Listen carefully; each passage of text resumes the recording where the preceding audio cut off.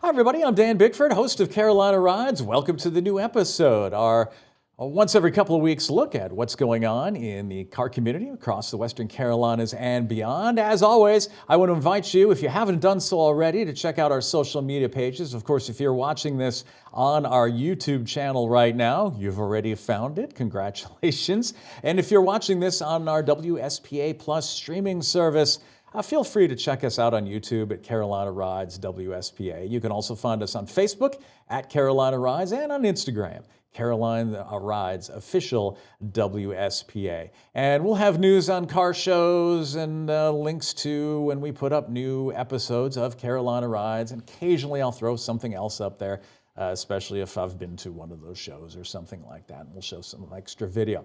Our guests in studio today, we have got Chris and Chance Kaufman with Adventures with Edna. How you guys doing today? Good. How are you? All right. And now, for those who are unfamiliar with Adventures with Edna, tell me first off a little bit about what that is. So, Edna is actually our 1950 Ford F1. We bought Edna almost 6 years ago now, and right when COVID hit, Chance and I got right to work on her. I was at BMW at the time, and they furloughed everybody. And so Chance and I just spent every day working on her, and then we started, just kind of gradually making things better on it and making it better for daily use. And then we got it kind of where it was, and then we started taking a lot of pictures and videos and stuff, obviously. And then eventually we got to where we kept doing stuff in Edna all the time, and now we ended up doing our first video by we actually made a big trip. We went up the Saluda grade on 26, which was kind of scary being in such an old vehicle. And we made it to as far as Biltmore House, and then we kind of took the back roads to get to like Chimney Rock and Lake Lure and all that. And we were videoing it the whole way, and Chance always wanted to be a YouTuber, and so we kind of came up with the name Adventures with Edna. And Edna was actually the name of my grandmother, which is where we got the name for the truck. And then the Edna name really kind of stuck. I've kind of actually named my cars for years. I had Rogue, currently have Venom, and now Edna. But for some reason, the name Edna really stuck with the truck. Like, I had some people that were friends of mine that were like, every time I see that truck going down the road, it's Edna. We don't say like, hey, there's Chris's truck, or whatever. We just say, hey, that's Edna. So it kind of like has stuck and made itself its own character. Yeah, I once had a Stephanie and a Monty as cars. Of course, Monty was a Monte Carlo, so I guess that made a little bit of sense, right? Yeah. Well, what got you interested in cars in the first place, or trucks? Was it always a 1950 truck you were after? Was there something else you were interested in? How did this coming about with this truck come up? So originally, I've always been into old cars in general, and I actually never considered myself a truck guy, and now I've owned two of them. My dad originally got me started with cars because when he had a Model A since before I was born, a 1930 Ford Model A, and I learned how to work on that, and we used to take that out and do stuff. And then, my first car was a 65 Mustang, and then I've always had something older and cool, and, I like to work on it myself.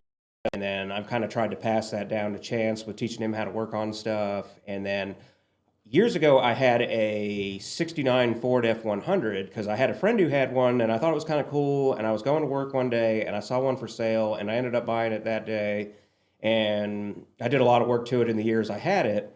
And then it was funny enough that there was a guy I worked with who had a 56 F100, and I always thought it was really cool, and I always kept thinking, man, I'd rather have that. And then, so a few years back, I was like looking for an old truck, and I really wanted to get like something in that era. And then I kind of more started sticking. I kind of liked the early 50s ones and the late 40s ones a little better. And then ended up, my dad and I went out and looked at one. And then it was funny because he said, if you keep looking at these things, you're going to wind up buying one. And it's like, well, it's funny that you said that because I bought one today, actually. And so we kind of went from there. But So obviously you've passed some of that on to Chance. Now, Chance, have you always been interested in cars? Was that something your dad was like, hey, check this out? Or was it just like you automatically thought all that was cool? I think I was born with it, to be honest. What is your favorite kind of car? There are a lot out there. I really like Edna because, to be honest, I didn't even know that was a truck until he got it. But I like a lot of the BMWs there are. A lot of the older ones, like 90s and 80s. I think those are pretty cool. Awesome. Okay, let's talk a little bit about Edna and how she got to where she is now. You said you got it, fixed it up. How long a process was that? What kind of shape was the truck in when you got it in comparison to where it is now? And I also understand it's pretty much your daily driver too. Oh yeah, yeah. Funny enough, being a daily driver, Mary, who's my girlfriend for the last several years, her car broke down, and so I let her drive my BMW all last year, and I just daily drove Edna the whole time. And but when we first bought Edna, Edna was drivable, but she wasn't driver every day drivable. I bought her down in Loganville, Georgia, and I actually had her towed back up here. I got home and I was so excited to drive her and immediately broke down the street at the bottom of two hills and the battery was dead. So then it sat there for a couple of hours and I was all frustrated. And when I first got Edna, she had the older 6-volt system on her. And so it's not like you can just charge a battery in a few minutes. Like I had to put the battery on the charger for hours and I had to take it out of the truck and carry it home on foot, and then I went back and got her later and immediately started ordering stuff to convert her to 12 volts to make her a little more modern. And then there was no interior in Edna at all when we got her, just the bench, so it was really loud and nerve-wracking on the inside. So we worked to seal up the cab. We placed all the rubber seals and everything in there and the interior and all that. And like I said, we were furloughed from BMW at the time, so we had 5 straight weeks. So I just kept ordering parts, and as they came in, Chance and I would put them on, and so she came a long way really fast. And within the first year, she's definitely become a different truck than originally. And but yeah, we immediately went to driving her and getting to take her out all the time. So like at first it was funny, it was just scary just to go anywhere, even driving from home to BMW to work was like a major ordeal. Like I was scared the first time I went to work in it. And then we've just kind of done stuff as it's needed. A lot of the maintenance and everything, even though she's kind of a patina truck, everything underneath is really nice as far as like we've replaced a lot of stuff, rubber bushings, spring stuff, shocks, all that, just to kind of make everything more comfortable. We added heat because it was really, really cold in the winter because she is kind of drafty. So we've done all kinds of stuff to it and very little modification. It's very, very, very original underneath. It still has the original engine, transmission, and rear end. So it's really slow. Like just coming up here to the studio, the GPS, we gained 5 minutes getting here as opposed to, the normal trying to beat the GPS.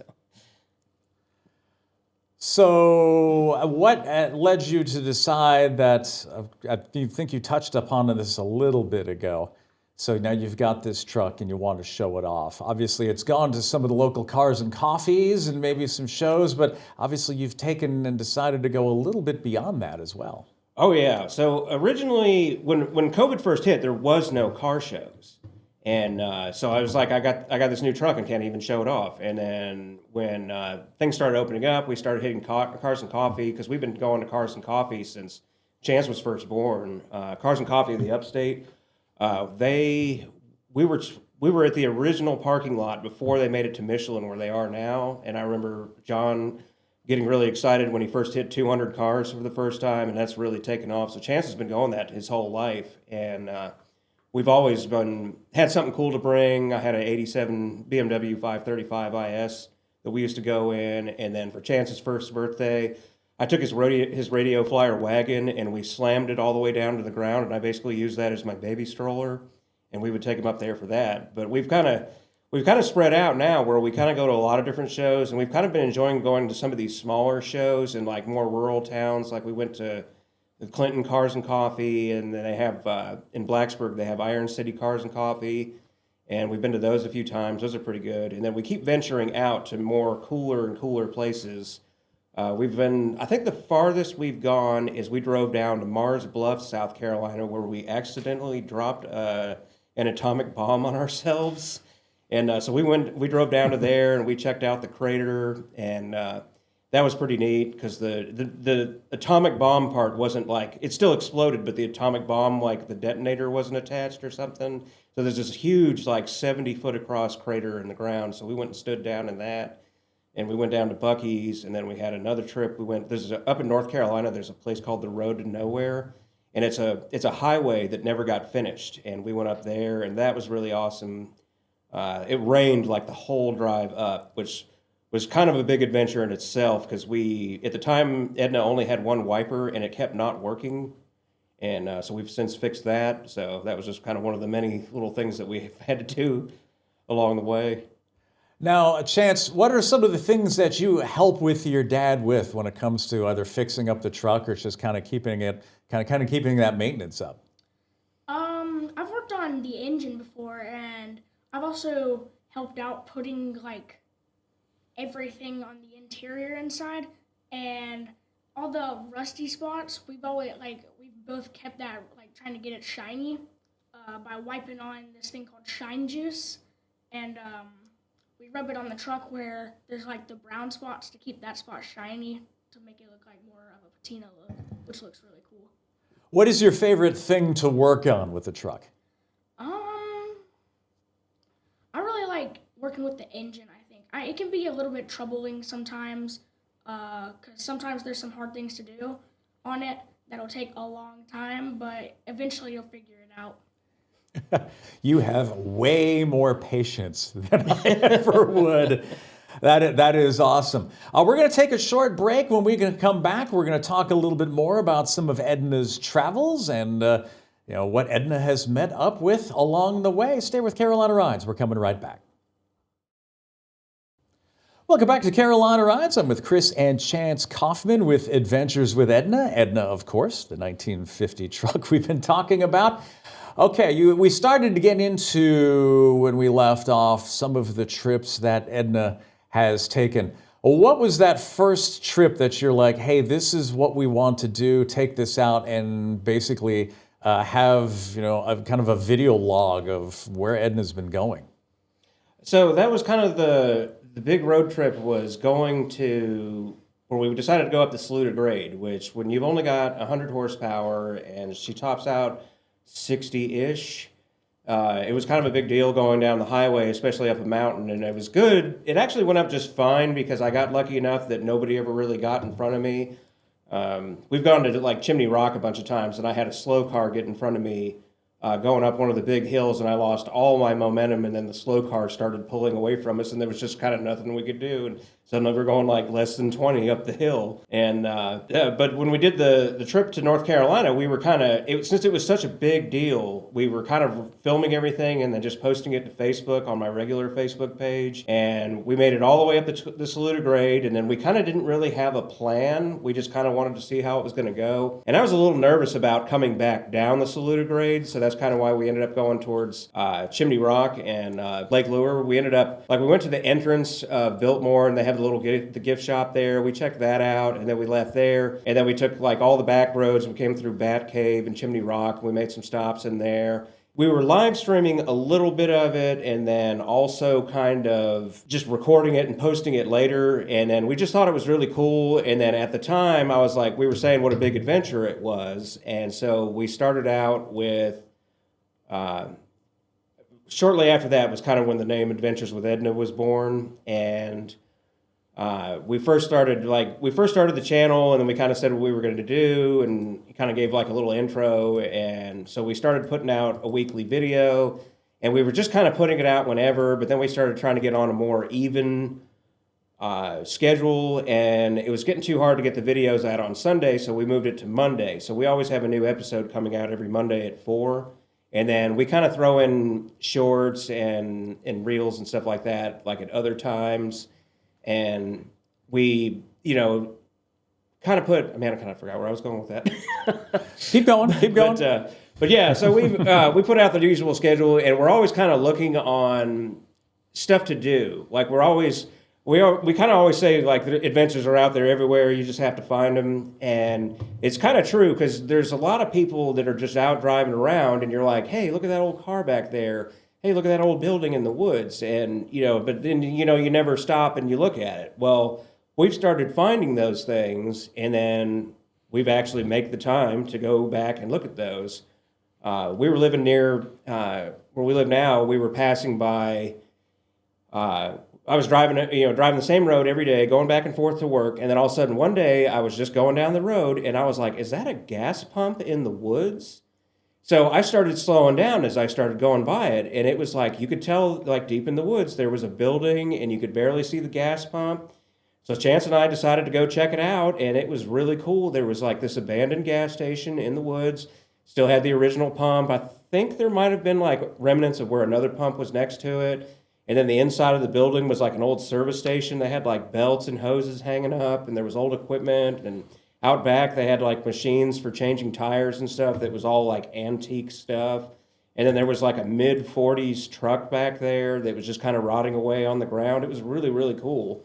And that was just from just something we saw off the side of the road. And so we checked it out. And then sometimes we've kind of gotten where, like on Facebook, we look at some of these abandoned pages, like there's abandoned Carolinas and stuff like that. And so we've seen stuff on there that have given us ideas, or we've found stuff on our own that we've posted up there, like abandoned churches and all kind of neat stuff like that. And then we also do the car scene, and then we also work on Edna in the videos because we got to keep her up and running to do these adventures. We kind of jokingly, Edna was down at one point. I forgot what for now, and I actually had to use my BMW, which is Venom, and so we kind of took our logo and I made it look like we spray painted out Edna and then spray painted in Venom, and kind of used that logo occasionally when we got to use the other car. It's like cars helping cars. But originally I bought the truck with no intentions of doing YouTube or anything like that. Like I do woodworking in my spare time, and I kind of wanted a truck because I was limited in what I could fit in the BMW. And I found out that I can fit 8 2x4s through what they call the ski bag hole. So you put them in through the trunk, and they come clear up to the shifter, which when you drive a 6-speed is not ideal. So because you're kind of up and trying to shift like this over the boards. So I was like, I needed a truck, and I really wanted something that I could haul stuff, but I also wanted it to be cool. And so since I was like the vintage truck, and I always kind of had an interest with the flathead V8, which is what the engine Edna has. And so I was kind of wanting something with it. So, I was out looking at these, and then I found, Edna. So Now, tell me a little bit about finding Edna, because it strikes me that you've got this truck that's got that patina, but you're also talking about seeing old abandoned pumps and something like that. And this is the type of truck that a lot of people might actually see abandoned in a field or behind a barn or something like that. Well, Edna herself was kind of abandoned. As a matter of fact, the store, I didn't get it from the guy who originally had it. I got it from kind of a middleman in between. And the story I got basically was that Edna was on the side of the road for 20 years. And you can actually still go, if you know the address, you can actually still look up the address and see Edna parked on the side of the road in front of this guy's house. And she sat there for 20 years. And then a guy bought her, and then he didn't keep her but like maybe 6 months or something, and then he sold him to the guy I got him from. And what was really funny was I found Edna on Facebook Marketplace, and back when I got Edna, you could still comment on the ads, and everybody was making fun of the guy because his name was Kenny Rogers. And so everybody thought it was a fake post because he had a good deal on it, and his name was Kenny Rogers, and everybody was like in the comments kind of trolling him, making fun of his name, even though it's like obviously there's going to be more than one Kenny Rogers in the world. So I ended up talking to him. I made a deal with him on the phone, and he sent me a whole bunch more pictures and videos and stuff like that. And so I contacted a friend of mine because I'd never tried to have a car towed before, and he hooked me up with the service I used. I actually don't remember what towing service it was, but that guy met me down there, and we got Edna loaded up, and then he towed her back to my house, and it's just we've had her ever since. What has been your favorite trip so far with Edna? What is your favorite trip? I liked the Road of Nowhere a little bit. I also like going up to Chimney Rock a lot. Oh yeah. We've been to Chimney Rock quite a few times in there. It's been kind of a shame that we went up there and did a video after the hurricane hit and checked all that out. It's really sad because we've been going there for years.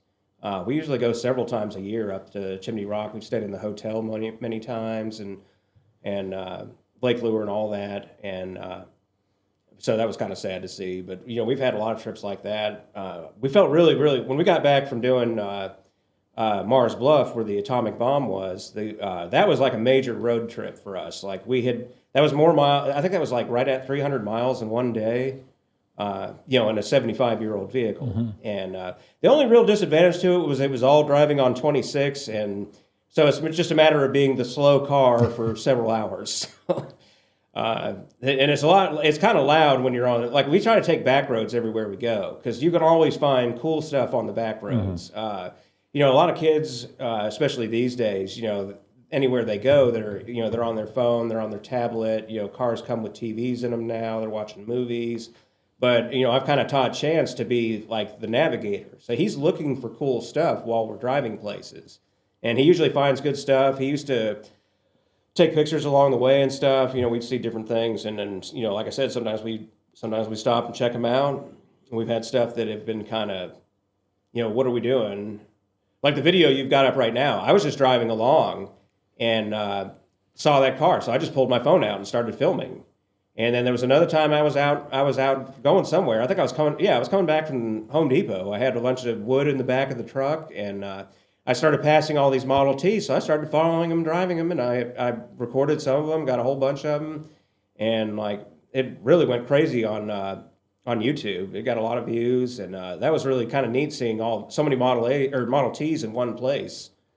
Yeah, I like the mention concerning about the fact that a lot of people just kind of used to that interstate travel. In fact, something that a lot of kids can relate to would be the movie Cars and Radiator Springs. And a lot of it was that this community had been abandoned because the highway had bypassed the town. And there were a lot of little things in that community. So yeah, it just kind of all draws that together. You had talked about some of those opportunities that you were looking at to, like the types of places you would like to take Edna, the abandoned Carolinas sort of thing. If there was one like dream location, it's like, hey, if we can pull this off, this would be great. Where would you like to go?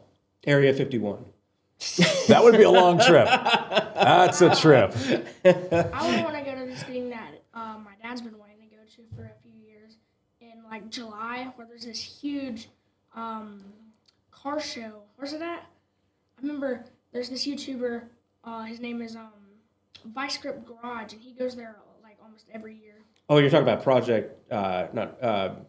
Power Tour. Yeah. The one we wanted to do Power Tour one year, and we were going to do two legs of it. One was, they started out I think near Atlanta, and then they went to Columbia, and we really wanted to do those two legs, and I can't remember what happened at the time, but we ended up not being able to do it. And then the last couple of years since then, they've been too far to even get to the starting point. So. But we want to venture out further. There's a lot of stuff like in the area that's going on. There's all kind of things that, like even just here in Spartanburg, there's a lot of things going on. We know a lot of the car community because I used to work for Carolina Driveline here in Spartanburg, and so I got to meet a lot of these different hot rod shops. And there's all kind of interesting car history in this area. There's been movie cars built around here. There's Creative Customs in the area. Randy Willingham was actually one of the main guys that was part of Days of Thunder. He did a lot of the car paint and everything, and he's got some really, really great stories, and his son Dylan and I are friends.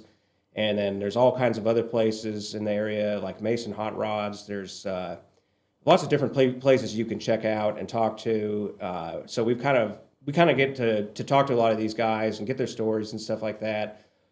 We did a shop tour at Petty's Garage, and he's got like this really great vintage-looking shop where he works on a lot of old cars doing electrical. And he recently built a Sinclair gas station replica, and he's got all these Sinclair antiques.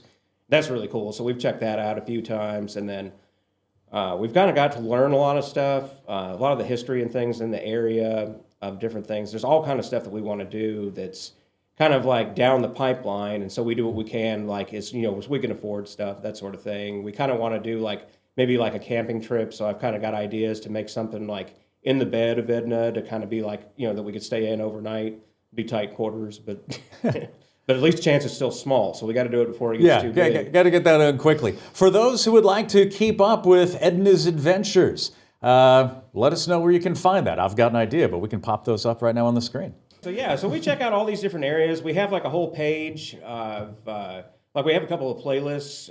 Some of them are just Cars and Coffee, the Upstate. We have a whole abandoned page of just stuff that we've checked out that was abandoned in the area because a lot of people like to check those out. So we've seen some abandoned cemeteries and things like that. We have a whole transmission page because we've been through a slew of transmissions in Edna. Technically, we've had 4 of them at this point. And they're all original style transmissions. They're all the correct transmission that goes in Edna. The original one like tore up, and so we made a trip to Kentucky and bought another one that I rebuilt. I got another one that was supposedly rebuilt that turned out wasn't rebuilt, and now the one that's currently in there is one that's sat for 40 years, and it's been in there the longest, which is kind of weird. And so we, just because we had all those go through, we have a transmission playlist, and we have another one we're going to do soon because the transmission that's currently in there leaks a lot, but it works great. So that's going to be coming up in the future. Yeah, I was just showing, for everybody who's interested, you've got Adventures with Edna on YouTube, and you're also on Instagram, and you've also got a Facebook page as well. Right. Okay, well, that's about all the time we've got, actually. That went abnormally fast. Safe travels with Edna going forward, and be sure to put up more cool videos, cool pictures from where you go, and I think we all look forward to seeing where Edna's headed next. Chris and Chance, thanks for joining me today. Yeah, thanks for having us. And again, safe travels with Edna, and safe travels with all of you as well. Thanks for joining us here on Carolina Rides. Until next time, drive safely.